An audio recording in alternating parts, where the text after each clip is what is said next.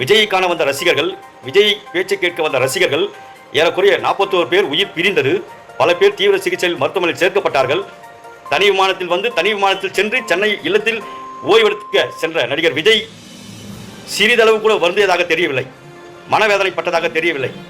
மறுநாள் மன வருத்தத்தோடு செய்தியாளர்களை ஏதோ தகவல் சொல்வார் என்று எதிர்பார்க்கப்பட்டது. அதுவும் மக்களுக்கு ஏமாற்றமே. ஏறக்குறைய 3 நாள் கழித்து ஒரு வீடியோ பதிவிடுகிறார். கரூரில் நடந்த சம்பவத்திற்கும் அவருக்கும் எந்தவித சம்பந்தமே இல்லாதது போல் ஒரு வீடியோ பதிவு. உண்மையில் தமிழ்நாட்டு மக்கள் மிகுந்த அதிர்ச்சியில் உள்ளாகினார்கள். காரணம், இறந்திருப்பது ரசிகர்கள், விஜயை காண வந்த ரசிகர்கள். 41 உயிர் பிரிந்துள்ளது. ஒரு வருத்தம் தெரிவிக்கவில்லை. பல பேர் தீவிர சிகிச்சை பெற்று வந்திருக்கிறார்கள். அவர்களுக்கு ஒரு ஆறுதல் கூட சொல்லவில்லை. ஒட்டுமொத்த கட்சி ஏறக்குறைய 3 நாள் காணாமல் போய்விட்டது. தாவேகா என்ற ஒரு கட்சி இதுபோல் நடந்த சம்பவத்திற்கும் எங்களுக்குமே சம்பந்தமில்லை என்றது போல் காணாமல் போய்விட்டது. அதைதான் நீதியரசர் பதிவு செய்திருக்கிறார்.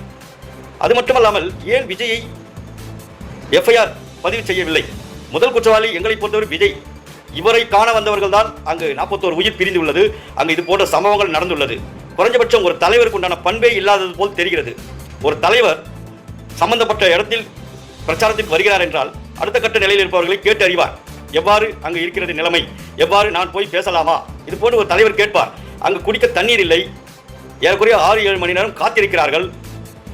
அந்த மக்களுடைய மனநிலை எப்படி இருந்திருக்கும்? அவர்கள் மிகவும் சோர்வு அடைந்திருப்பார்கள். இதையெல்லாம் கண்டு கொள்ளாமல் 3 நாள் கழித்து ஒரு வீடியோ வெளியிடுகிறார். அது போன்ற சம்பவம் நடக்காதது போல், இவரை யாரும் பழிவாங்குவது போல். தமிழகத்தினுடைய பல கட்சிகள் பிரச்சாரங்கள் செய்கின்றன. பல கட்சிகள் ஆட்சி மாற்றங்கள் வரும் போகும். ஆனால் இது போன்ற ஒரு அரசியல் யாரும் செய்ததில்லை. உடனடியாக நீதியரசர்கள், காவல்துறை உயர் அதிகாரிகள் விஜயின் மீது வழக்கு பதிவு செய்ய வேண்டும். அவரையும் ஆதவ அர்ஜுனா, குஷி ஆனந்த் இவர்கள் மூவரையும் விசாரணை வளையத்துக்குள் கொண்டு வந்து விசாரித்தால் மட்டுமே இந்த சம்பவத்திற்குண்டான முழு காரணத்தையும் தெரிய வரும். இந்த சம்பவத்தை நடத்தியது எதனால் நடத்தினார்கள், அப்பாவி 41 உயிர் பிரிந்ததுக்கு யார் காரணம் என்று தெரிய வேண்டும் என்றால் முதலில் விசாரணை செய்ய வேண்டியது விஜயை. உடனடியாக அவர் மீது வழக்கு பதிவு செய்யுங்கள். அவரை விசாரணை வளையத்திற்கு கொண்டு வாருங்கள். கொண்டு வந்தால் மட்டுமே இந்த 41 உயிர் பிரிந்ததற்கு யார் காரணம் என்று மிக விரைவில் தெரியும் என்று கூறி, இதுதான் மக்களின் எண்ணங்களும் எதிர்பார்ப்புகளும்.